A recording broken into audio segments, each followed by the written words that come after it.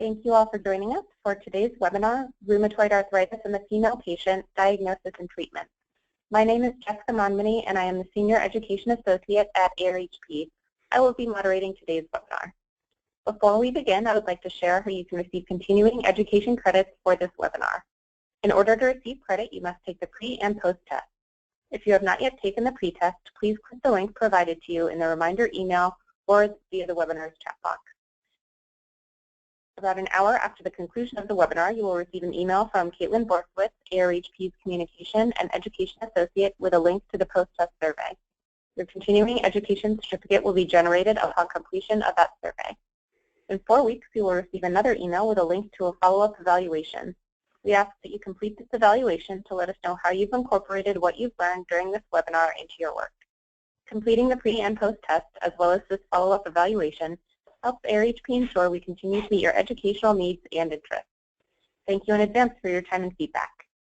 At this time, I would like to introduce Dr. Eliza Chakravarty, today's presenter. Dr. Chakravarty is a practicing rheumatologist and epidemiologist. She earned her medical degree from the Johns Hopkins School of Medicine and completed her clinical and research fellowship in rheumatology at Stanford University. She works at the Oklahoma Medical Research Foundation in Oklahoma City, where she has an active clinical practice and continues to do research on pregnancy in women with autoimmune diseases. Her full bio is available on ARHP's webinar web pages. We're thrilled to have Eliza with us today, and I will hand it over to her. Eliza, you have the floor. Thank you very much, and I want to thank all of you for attending this webinar. The goal is to give you an overview of rheumatoid arthritis and particularly how it affects the female patient. So I want to first just acknowledge our commercial support for the development of this program, which is an independent educational grant from Pfizer.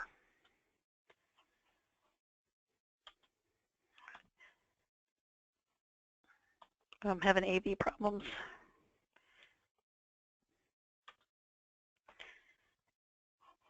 It will not advance.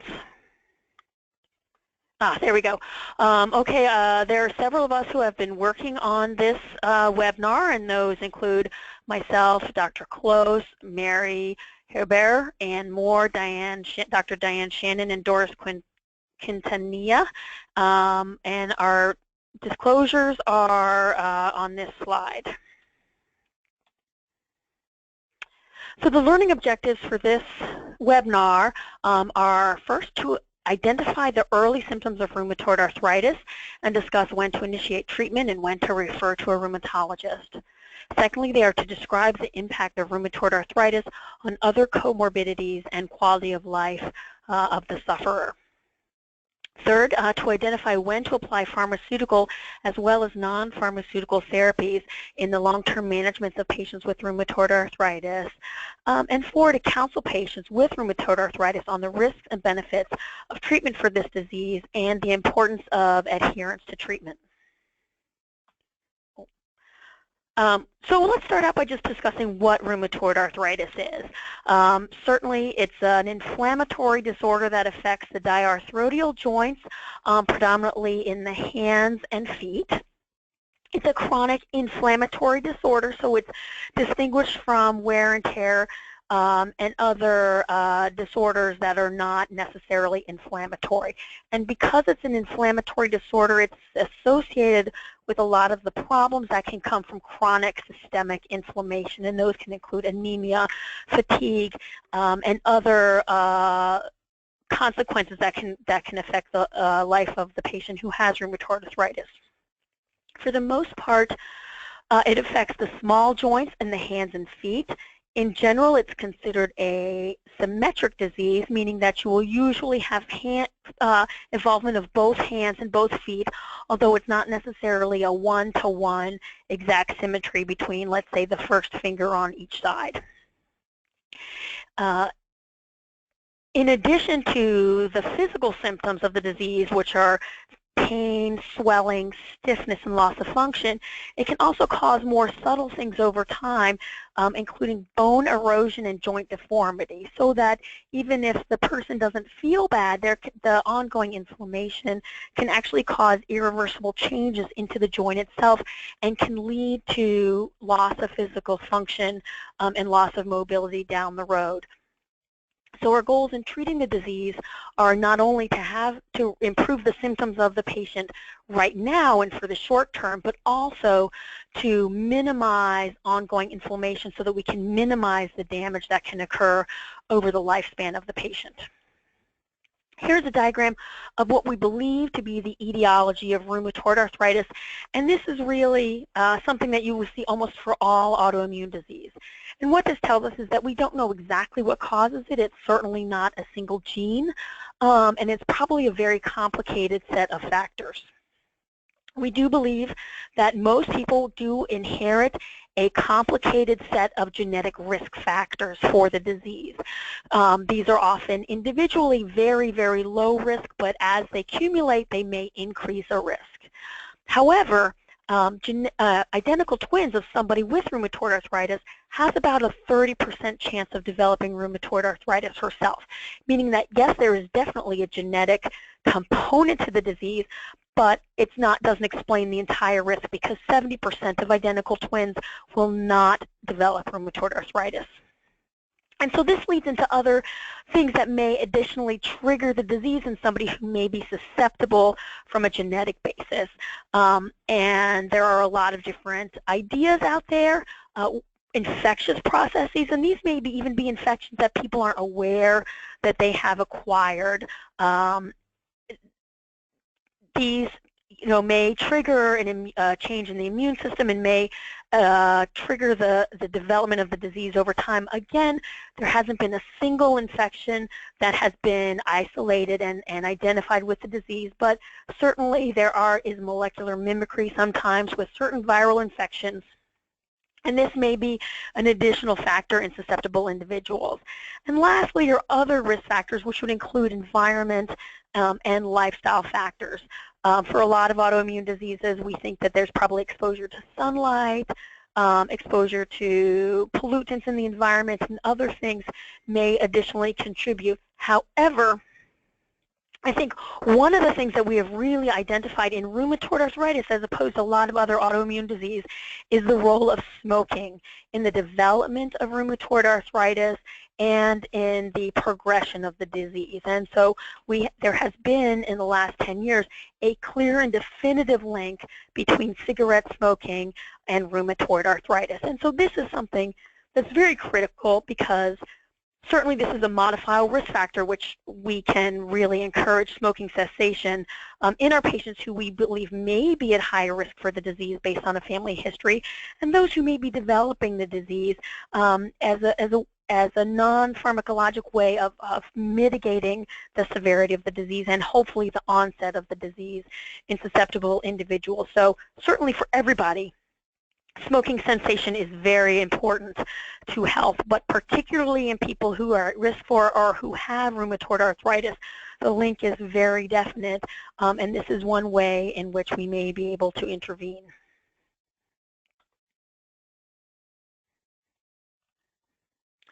Okay, so who gets rheumatoid arthritis? Well, could be almost anybody certainly is susceptible to rheumatoid arthritis.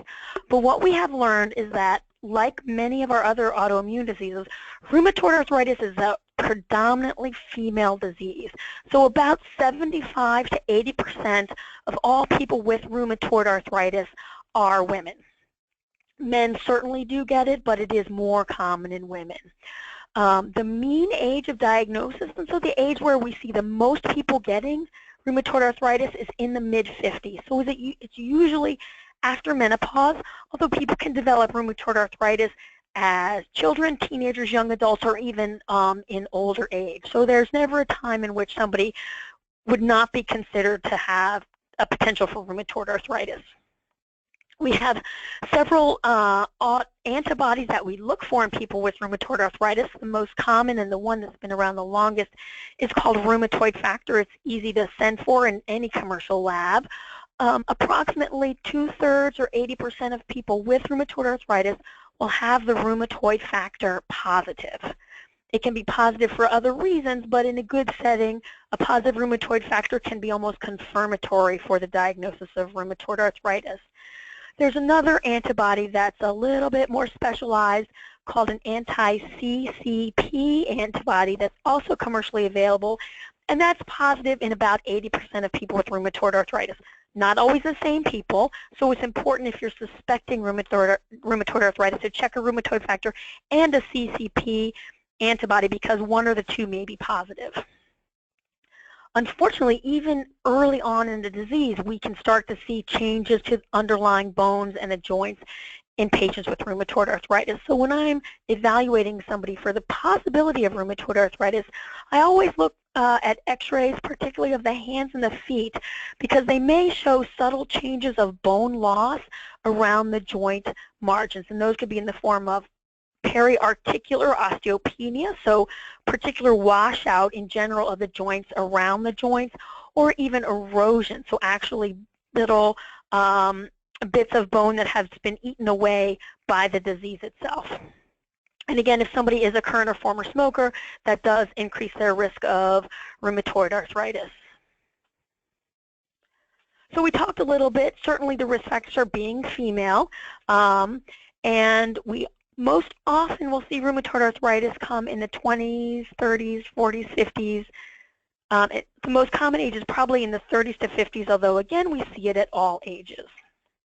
We talked already about the genetic predisposition to rheumatoid arthritis, so people with a first-degree family member or several family members with rheumatoid arthritis, or frankly with other autoimmune diseases, that does increase their risk that they, for developing the disease themselves, as they may have inherited some of the genetic risk factors.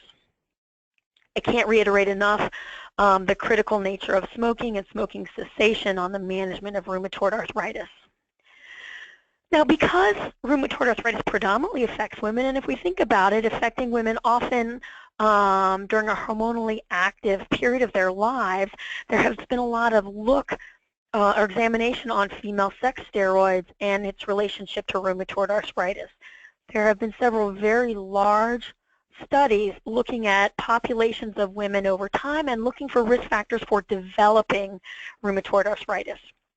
And what we have learned is that oral contraceptive use may slightly decrease the risk of rheumatoid arthritis. Now, that doesn't mean I would put somebody on oral contraceptives just to reduce their risk, but we do think that hormone levels may play a role in the disease. We've also noticed that women who are pregnant or breastfeeding may sometimes experience remission or improvement in their symptoms during that period of higher estrogen. And this goes along with, we see the peak age of onset around the early menopause years. So we do think there may be a role of falling estrogen levels in the development of rheumatoid arthritis in women who may be genetically susceptible. So, like I said, rheumatoid arthritis is a chronic inflammatory disease, and so we need to think about how this disease affects our patients, not only with the progression of joint disease, but with the progression or the potential of developing other comorbidities that may be involved with rheumatoid arthritis. And because it is associated, the disease is associated with circulating inflammatory markers, patients are at risk for a lot of other chronic conditions that we are learning may be more and more associated with subtle, low-grade inflammation. And so we're now well aware that rheumatoid arthritis puts people at increased risk of having atherosclerotic heart disease, and so they're more susceptible to heart attacks and things like that, and we believe that's a consequence mostly of the chronic inflammation. Chronic inflammation also leads to insulin resistance and may put some patients at higher risk for diabetes.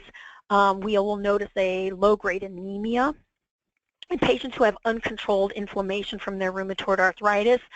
Certainly patients are at risk for osteopenia and osteoporosis, which is a big issue when you're considering caring for women who are in the perimenopause phase of their lives, as well as changes in the hypothalamic pituitary adrenal axis, which may actually increase the risk of depression in these patients. So not only do we need to think about their joints, but we need to think about their blood vessels, their bones, and their mood when caring for patients with rheumatoid arthritis. So depression is actually a very big issue in rheumatoid arthritis.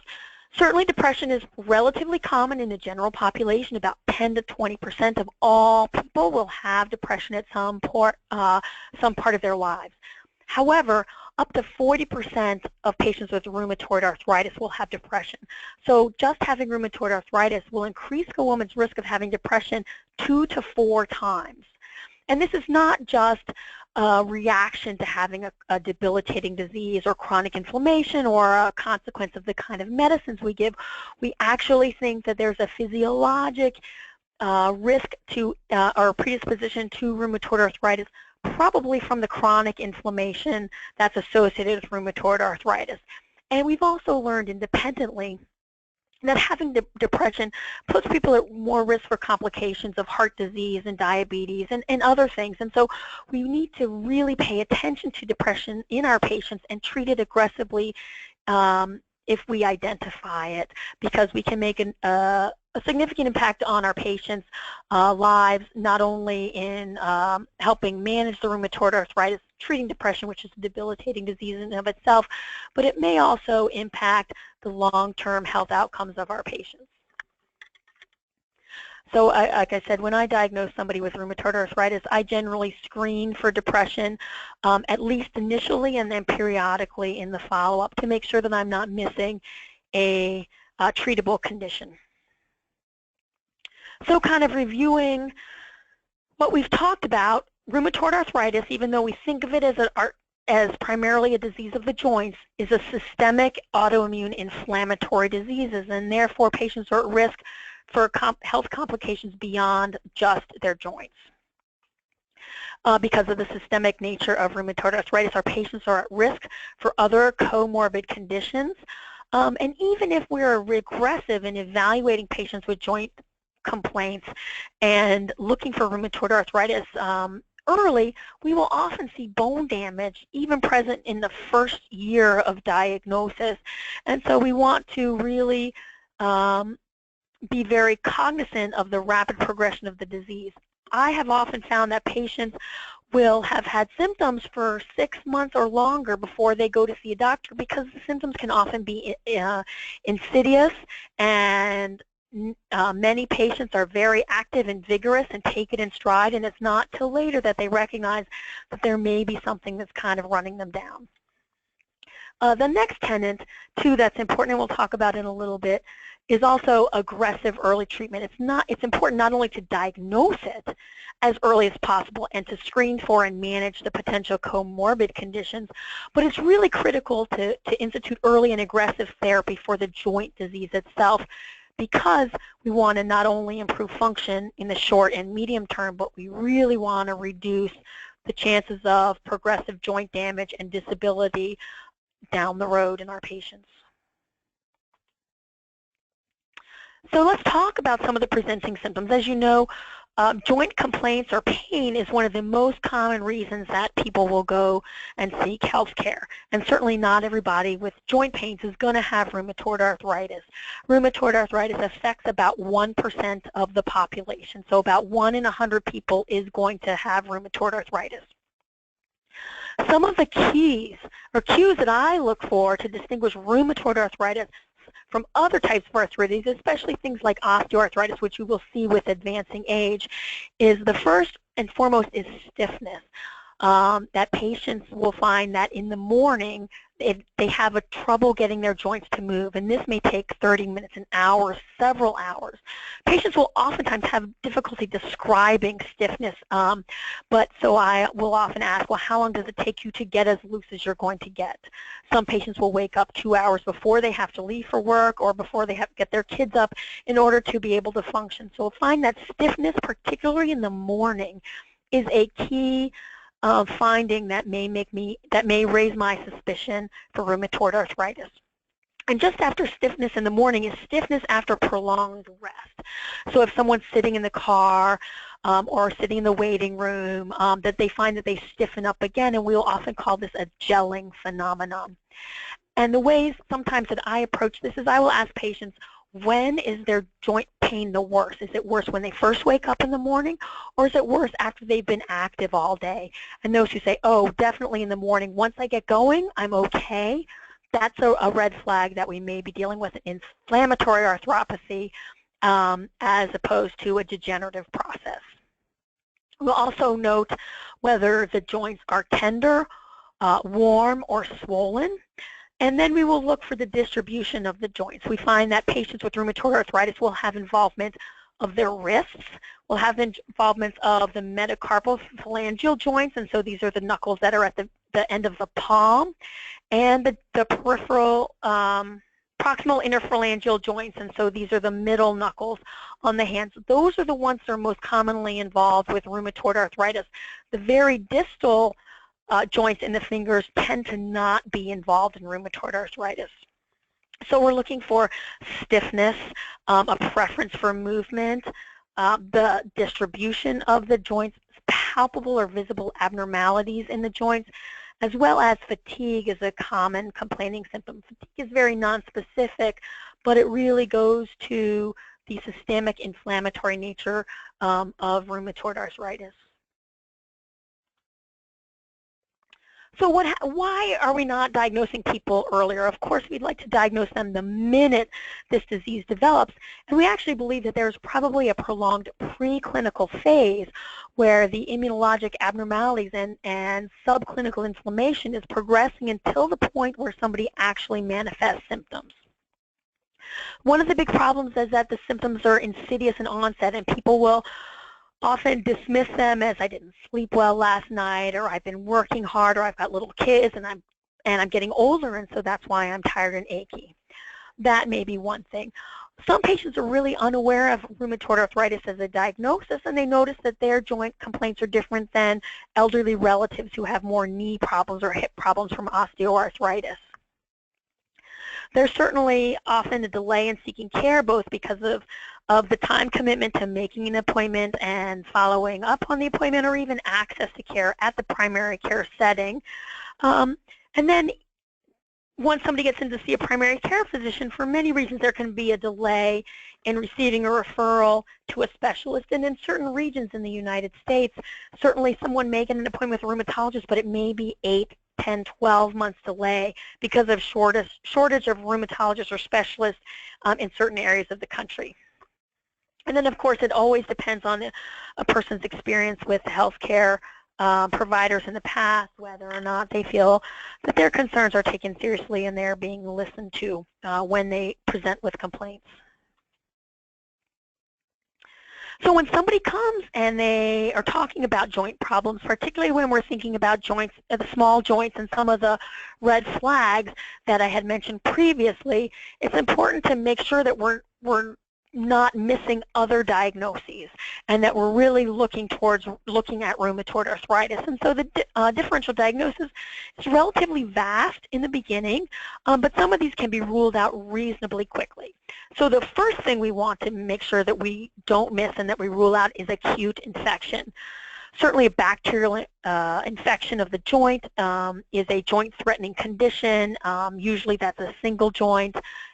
Patients are associated with fever, almost complete lack of motion of the joint. That's not subtle. It's red, it's hot. That's not subtle at all, and that usually requires emergency aspiration and debridement. However, there are other infections that even in the acute phase can cause a polyarticular arthritis, and the one we think of most often is parvovirus B19.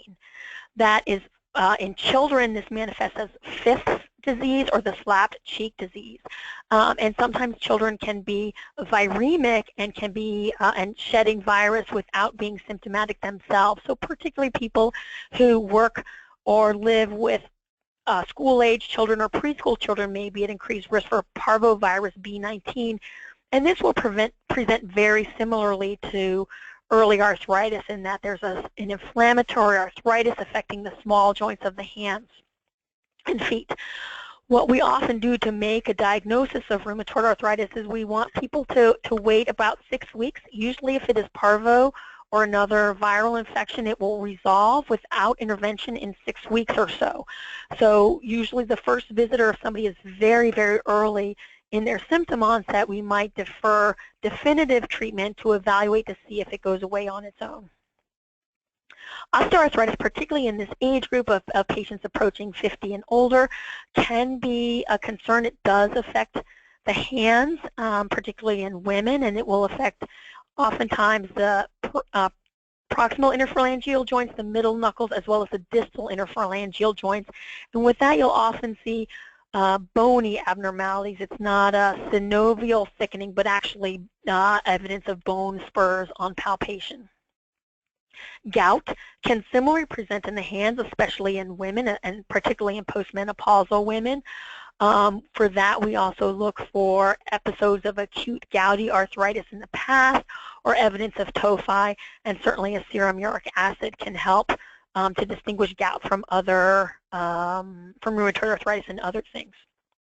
Fibromyalgia is more of a pain syndrome where patients will be very symptomatic. It's usually much more diffuse than the joints with rheumatoid arthritis. And in these patients, the symptoms are constant all throughout the day and is not particularly improved with activity or rest.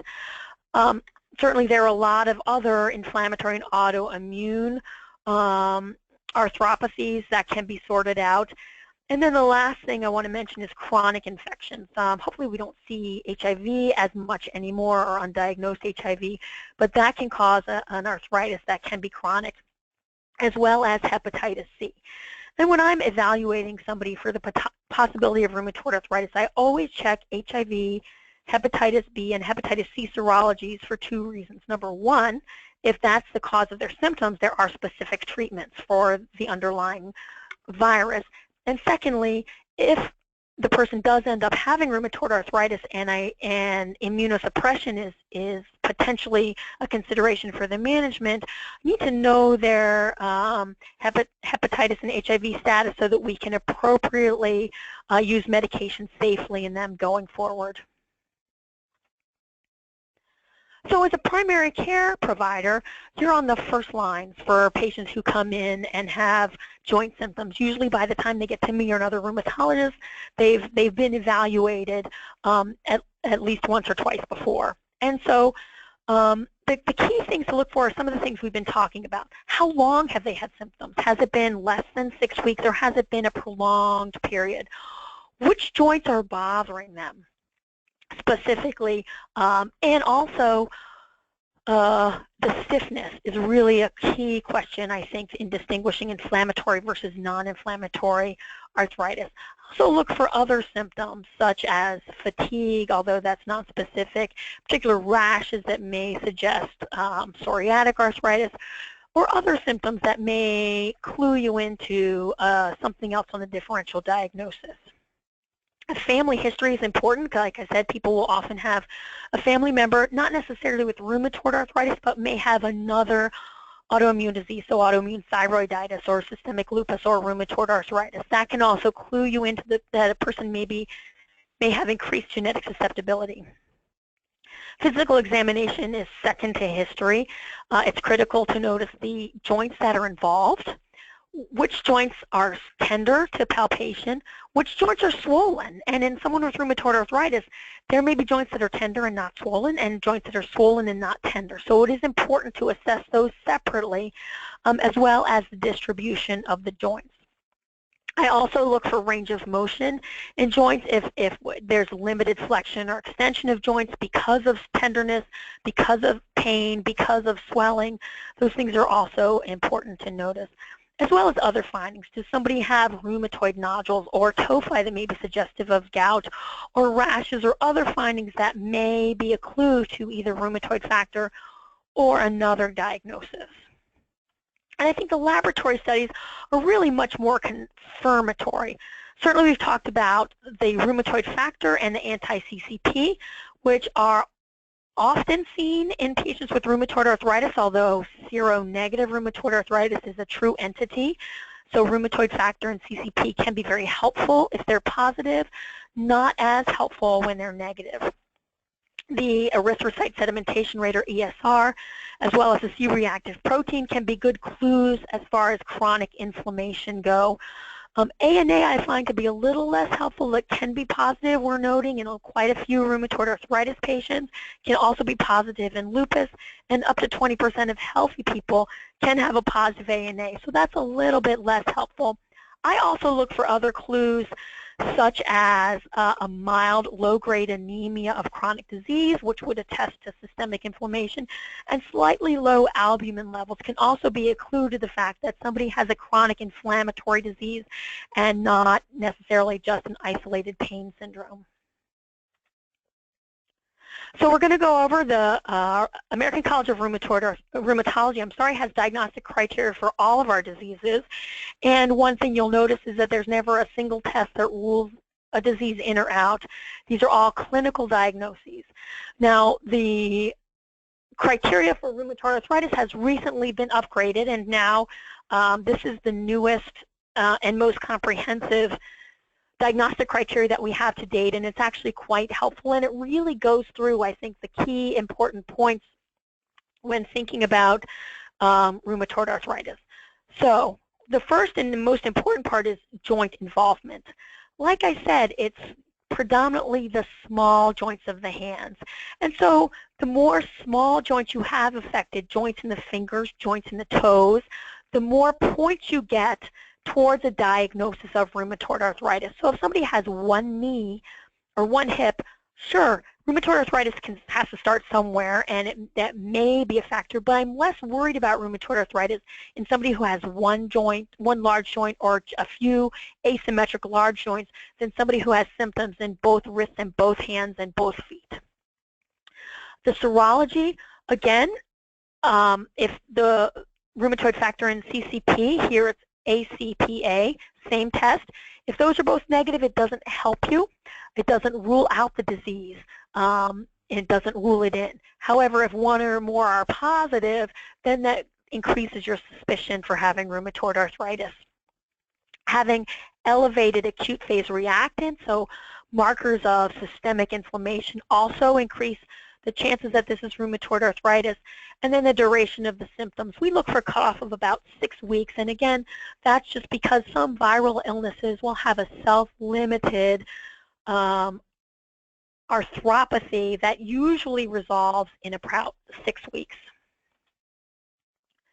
And so the more points that you rack up in those kind of things, and when I'm looking for rheumatoid arthritis, I don't look to the chart and add up the number of points. I use those criteria as guidelines for increasing susceptibility or probability that the person does have rheumatoid arthritis and not another condition affecting their joints. And so this may be the time to think about sending someone to a specialist. One is importantly to confirm the diagnosis and to institute and guide long-term management, which often requires long-term immunosuppression. We'd like to see, as a rheumatologist, I like to see people as early as possible when rheumatoid arthritis is suspected, because I really want to get in there and treat before a lot of damage has accrued.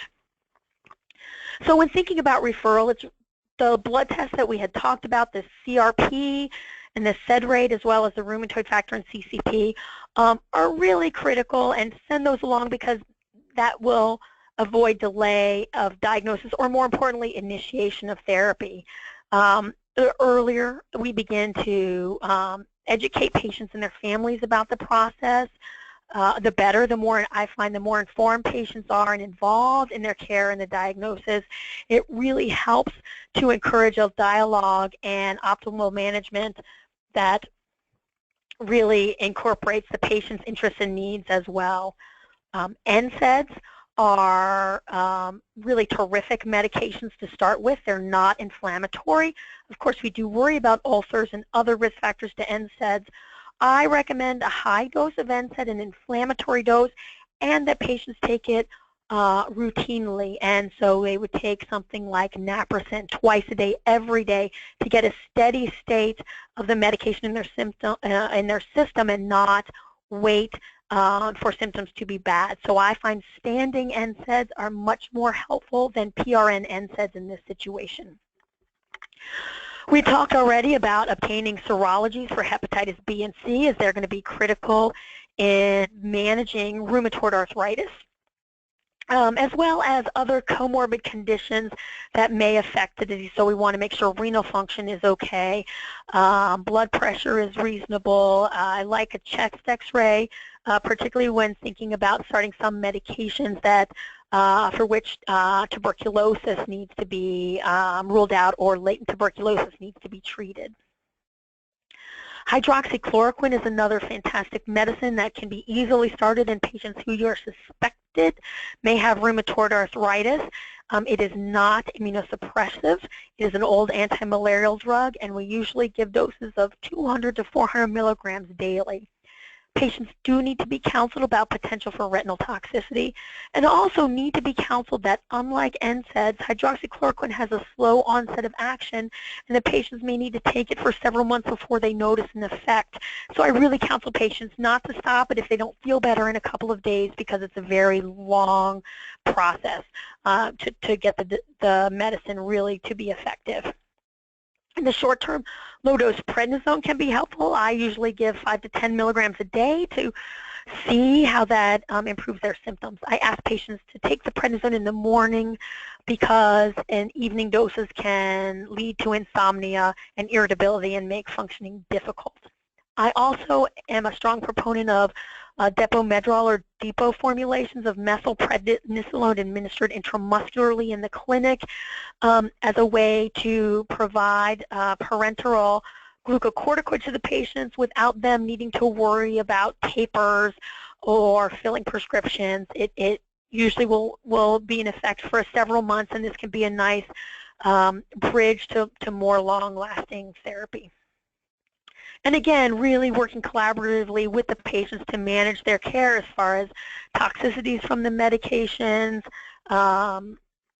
managing symptoms both pharmacologically and non-pharmacologically. The more people can work as a team, I think the better the outcomes are. Once somebody has rheumatoid arthritis and they're on a relatively effective medical regimen, the follow-up can go to every 3 to 6 months for a primary care doctor, and every 6 to 12 months for a specialist, provided that the disease is relatively quiescent and well managed on the medications.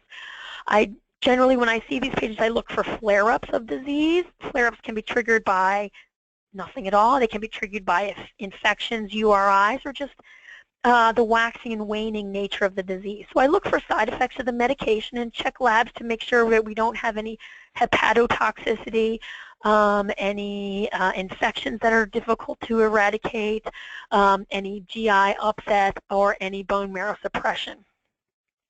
And then also the follow-up visits not only are critical for assessing the status of the joints, but for looking at the other things we talked about. So infection, osteoporosis is a big one in our patient population. Steroids can certainly increase risk of osteoporosis, as can undertreated disease. Cardiovascular disease is important to screen for and offer primary or secondary prevention, as well as screening and management of depression. Of course, smoking cessation is a no-brainer, and in my patients who smoke, I try to bring it up in a supportive way when I first meet them and at every visit, to really instill upon them the importance of smoking cessation, and also offer them support that this is a very, very difficult lifestyle behavior to change. In all cases, weight management and exercise is very important. Patients are often very worried that they will exacerbate their disease by exercising inflamed joints. And we have looked at this, and studies have really shown that that is not true, that you can exercise inflamed joints. You may want to avoid weight-bearing activities when people are particularly symptomatic, but I find that walking, swimming, stationary bicycles, and other things where you're getting general cardiovascular exercise can be very important, not only to manage pain, insomnia, depression, improves cardiovascular and respiratory health, and can really do a lot of good. So I try to work with patients to figure out an exercise that they will enjoy, and try to institute that as part of their regular management of their rheumatoid arthritis. So I think one of the things that we often have difficulty with is patients' adherence, particularly in rheumatoid arthritis and other chronic illnesses where we know patients need to take multiple medications. A lot of our patients, this is their first chronic disease, and they're used to only taking medicines for 3 to 5 days when they have a sinus infection. And so taking numerous medicines on a chronic basis can be a difficult adjustment. Certainly people forget, especially when the medical regimen becomes complicated with BID and TID dosing. Remembering to take 5 different medications, each on a slightly different schedule, can be cumbersome to patients. The medications may have side effects, and often I find that patients are reluctant to mention these unless they're severe or unless we ask them specifically.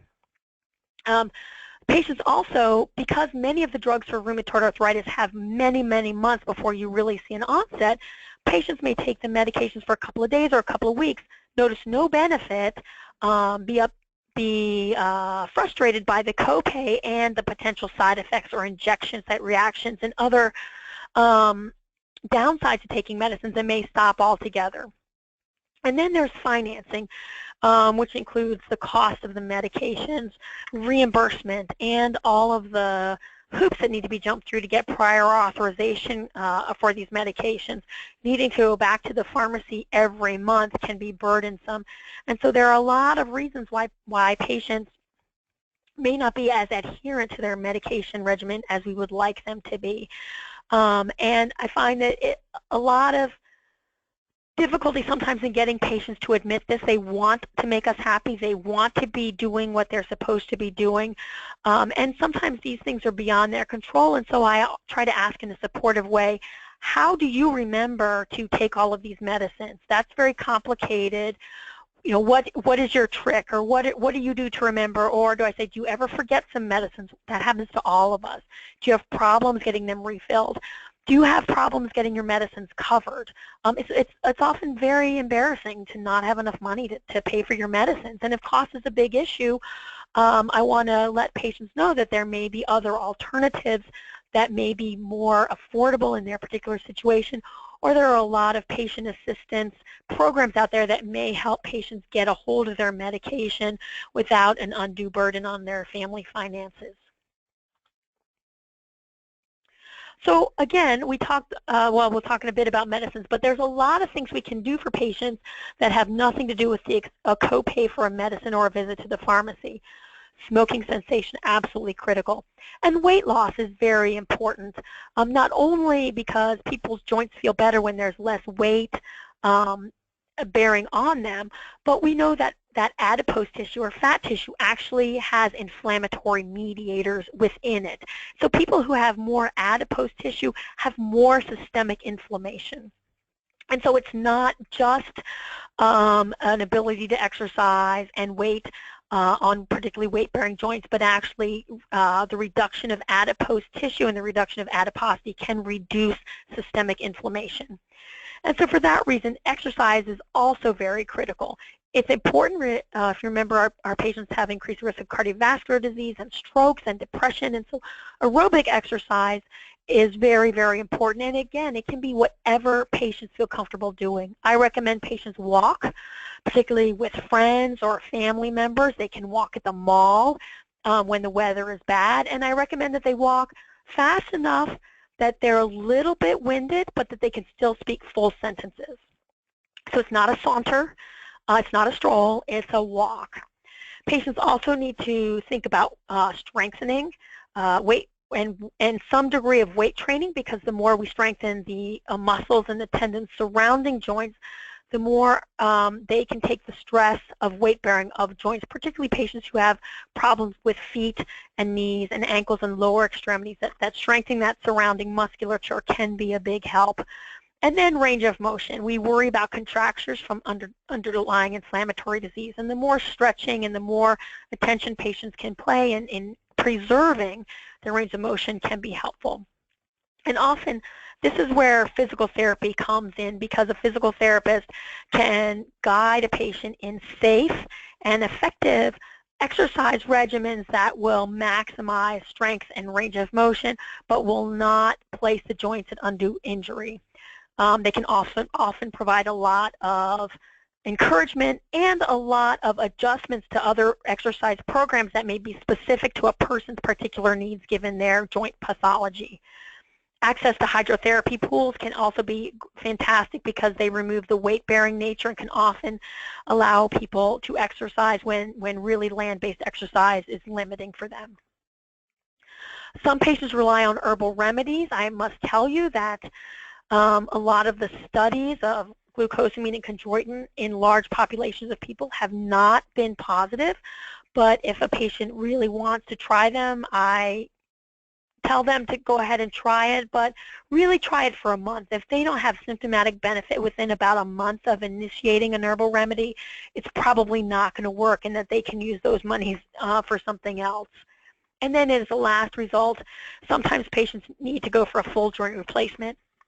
And sometimes they just need a synovectomy, which is removal of the inflammatory tissue around a particular joint. And this is often helpful in patients who have one joint that's really out of proportion of the rest and is limiting them. That if otherwise their joints can be well managed on medications, but there's one wrist or one elbow or one knee that just isn't cooperating, a synovectomy may be able to really reduce the inflammatory burden on that joint and help someone function better.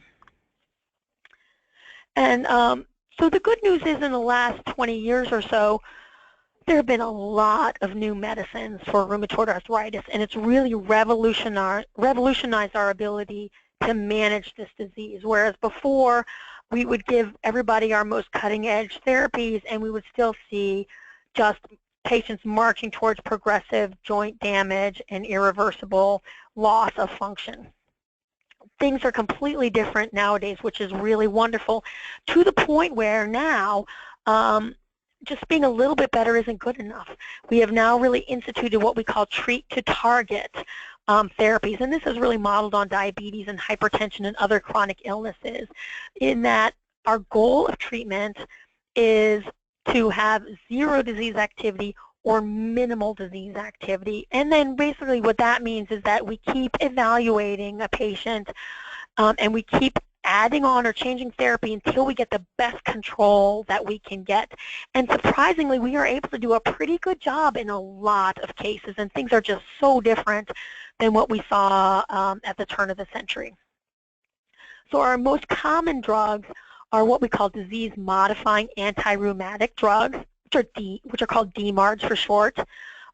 We have some traditional ones that are not biologics. These have mostly been around forever. They're pills. They do work well in a number of patients, not all, and they are associated with some side effects, although you know what, medication is not associated with a risk of side effects. And then more recently, in the last 20 years or so, we've had the biologic response modifiers, which is a whole new category of medication to treat the underlying immunology of rheumatoid arthritis. And we often shorten that by just calling them biologics. The most common of these, and the largest class, and the ones that have been studied the most, are the tumor necrosis factor alpha inhibitors, or TNF alpha inhibitors. And those really started the revolution into biologic therapies for rheumatoid arthritis. Now, granted, they really attack only one facet or one mechanism of inflammation in rheumatoid arthritis, and in the last 10 years or so, there have been whole new other categories or classes of disease that are still considered biologics, and most of them are still administered through subcutaneous injection or infusions, but may target different pathways of disease that may be effective in patients for whom even tumor necrosis factor inhibitors are not. And then, of course, NSAIDs are very helpful for managing symptoms and pain, but really don't do anything to the progression of the disease. And similarly, low-dose corticosteroids can be helpful, particularly if used intermittently, to treat the symptoms of disease, but again, these do nothing to really change the progression of the disease over time. So we really try to use the DMARDs and biologics as our primary long-term management strategy. This is just a quick overview of our non-biologic agents. Probably the one that we use the most, which I think is the most effective, is methotrexate. It is a pill. We stole it from the oncology department, but we give it in low doses and once a week. to minimize side effects. This is a medicine that actually people can take for decades, so it is an effective long-term medication, and it alone, or it with some other medicines on this list, can actually have good control of rheumatoid arthritis in about 30% of patients. It is highly teratogenic, so women of childbearing potential need to be on effective birth control. Occasionally, it can cause inflammation in the liver, bone marrow suppression, so that requires blood tests every few months just to look for any of those side effects. Patients will often complain of some hair loss and oral ulcers. These can be managed with the institution of folic acid in addition to the methotrexate. Excuse me. Sulfasalazine, flutamide, and hydroxychloroquine are also non-biologic agents that actually can be used in various combinations with methotrexate to achieve control of disease. These are very effective, particularly in patients who may not have insurance coverage to be able to afford the larger or the more expensive biologic agents. And again, I tend to not skip over these because a good 30% of patients will improve and will not need the risk or the expense of a biologic therapy. Again, thinking about the biologic response modifiers, this is a list of the currently available TNF-alpha inhibitors. They're all more or less the same. They influence the same inflammatory pathway. They all have the same risks, and those are mostly tuberculosis and opportunistic infections. And they vary based on molecular construction and based on dosing schedule. So for example, Remicade is an IV infusion only. Etanercept is given once or twice a week by subcutaneous injection. Humira given once a week or once every other week by subcutaneous injection, and certolizumab is given once a month by subcutaneous injection. So a lot of the choice of this depends on patient preference as well as which agent is most likely to be covered by somebody's provider. Here's a whole other list of agents that approach the disease from different mechanisms. So abatacept really blocks the co-stimulation or the discussion between T cells and B cells, so it helps to reduce T cell inflammation. Tocilizumab is an anti-IL-6 receptor blocker, and IL-6 is a very strong inflammatory cytokine. Rituximab knocks out CD20 positive B cells, and tofacitinib is a JAK kinase inhibitor, and this alone is actually a small molecule, so it's a pill that patients can take. But generally, I try to exhaust the traditional DMARDs either individually or in combination before moving to one of these biologic response modifiers. Okay, so that was a lot of information in a pretty short period of time, but I just want to go over a quick case that may illustrate some of these concepts. So Rosa is a 53-year-old woman who has had 2 healthy children. She does have chronic mild hypertension and is slightly overweight. She smokes a pack per day and has a family history of rheumatoid arthritis in her mother. She comes to clinic today with pain, swelling, and stiffness in her wrists, hands, and feet for about 6 weeks. And so when we're looking at her, evaluating her situation, particularly for rheumatoid arthritis, she does endorse morning stiffness in her wrists. And I often ask, say, what happens if I made you sit in the waiting room for 2 hours? How would your joints feel? She says that they would feel much worse.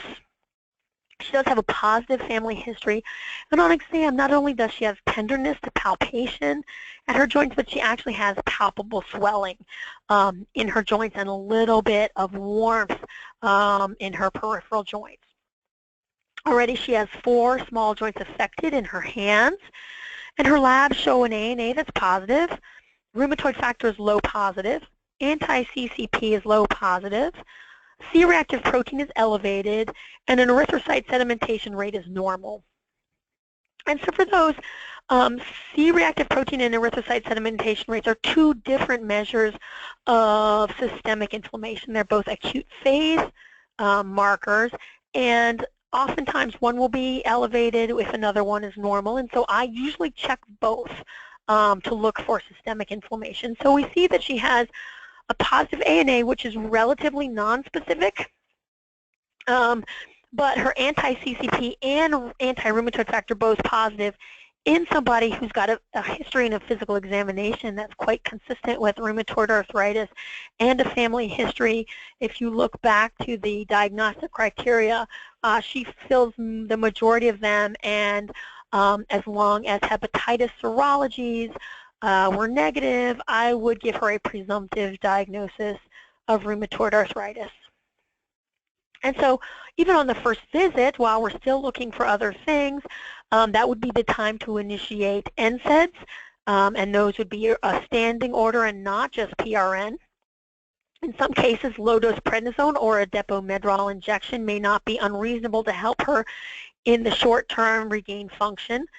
Once we've confirmed the diagnosis, I would also make sure she's up to date on all of her vaccines, as she will probably sure that she does not have HIV or hepatitis. I would add low-dose methotrexate and titrate it up over 4 weeks, and I would do this in a rheumatology clinic. The maximum dose is about 25 milligrams per week. I would monitor her closely for mucositis, abdominal discomfort, and watch her LFTs. And if that was not affected, in a 2 to 3 month window, I would probably go ahead and initiate a TNF inhibitor in her. I usually go straight to the TNF inhibitors of the other biologic response modifiers for several reasons. Number one, we have the longest experience with them, so we know what happens when you take it for over 20 years. It is very effective in about 60% of patients, and because there are so many options for TNF inhibitors, most insurances will cover some of them at least, and so the access to these medications is easier than some of the other biologic response modifiers. So now that we have her on a combination of methotrexate and adalimumab, I would also look for other comorbidities. I would screen her for depression, evaluate her menopausal status more closely, and consider prophylaxis against osteoporosis, and consider bone mineral density screening for her. I would also make sure to counsel her on GI prophylaxis for long-term NSAID dose, and I would try to wean her off the prednisone as quickly as possible once her disease is stabilized on the combination of methotrexate and a TNF inhibitor. Again, at the same time, I would talk to her about smoking cessation and provide her with as much assistance with that as possible, and see if I can get her into physical therapy to help her come up with a exercise program that's tolerable for her and is safe for her, and that may help not only with strength and range of motion of her joints, but also may attribute to some weight loss, which, as we've talked about, will have multifaceted benefits for her short-term and long-term health. So, that's kind of how we would manage these things in a nutshell. I think the key is to remember is that if you're suspicious of rheumatoid arthritis, a referral is easy to do. And rheumatologists out there are more than happy to assess to rule out rheumatoid arthritis in a patient who doesn't have it and can relieve that anxiety over having a chronic medication. And if somebody does have rheumatoid arthritis, quickly titrate up therapy to really gain control over the disease activity. So some of the keys are early diagnosis is really critical because that prompts early treatment, and that can reduce short-term complications, prevent long-term damage, and reduce comorbidity, not only reduce comorbidities, but highlight the risk for comorbidities so that we can appropriately screen down the road for the development of other comorbidities, and these include cardiovascular disease, osteoporosis, depression. It's always helpful to have a specialist to confirm the diagnosis, to recommend a treatment strategy, or to manage the patient in complicated cases. We talked again about increased risk for cardiovascular disease as well as other comorbidities in our patients, so it's important to remember that rheumatoid arthritis is a systemic disease and not just a joint disease. And we can do this for all of our patients, but particularly for our rheumatoid arthritis patients, smoking cessation, healthy diet, weight reduction, and adopting healthy lifestyles are really a critical component and an active component for managing disease over time. And I found that in patients who are otherwise have a difficult time reducing smoking, just learning that it has a direct effect on the management of their arthritis can be a strong motivator and help people really work on smoking cessation. But admittedly, it's a very hard thing to do when patients require a lot of support for that in conjunction with managing the rest of their disease. So with that, I will stop, and we'll be happy to entertain any questions. Thank you so much, Eliza, for that excellent presentation. Thank you. If you do have any questions regarding the material in this webinar, please feel free to email us at education@arhp.org. And I just want to thank you again, Dr. Chakravarty, for joining us today and for that excellent presentation. Before we end today's webinar, I just have a few additional reminders. Please be sure to visit arhp.org to view the previous webinar or the future webinars in this series on RA and the female patient. As a reminder, you will receive an email from Caitlin Borthwitz in about an hour containing a link to the post-test survey. Your CME or nursing CE certificate will be generated at the end of that survey. Be sure to print the certificate before closing the internet browser. If you have questions, again, just email us at education@arhp.org. Thanks again for joining us today. We hope you will take part in other live and on-demand sessions hosted by ARHP.